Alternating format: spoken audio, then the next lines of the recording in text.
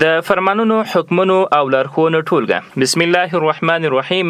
الحمد لله رب العالمین والصلاة والسلام علی سید المرسلین وعلى آله و اصحابه اجمعین. له نشو څخه د مخنیوي او معتادانو د تداوی په هکله د اسلامي امارت د مشرتابه مقام فرمان ګڼه 14 جلد اول نیټه د 1403 هجري قمري کال د 25 دا چې د نشي توکو استعمال په تدریجي ډول د یو انسان ژوند له ګواښ سره مخ کوي.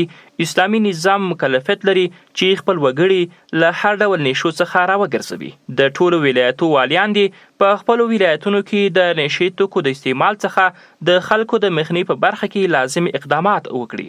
کوم خلک چې تر دې وړاندې په نشو روږدي دي د هغوی لپاره د داسې مرکزونه جوړ کړي چې د علاج اسانتیاوې ولري او د تداوی لپاره دې په عاجله توګه اړین تدابیر ونیسي. والسلام علیکم ورحمت الله وبرکاتو. د اسلامي امارت مشرتابه علی قدر امیر المؤمنین شیخ القرآن والحدیث مولوی هیبت الله اخونزاده حفظه الله.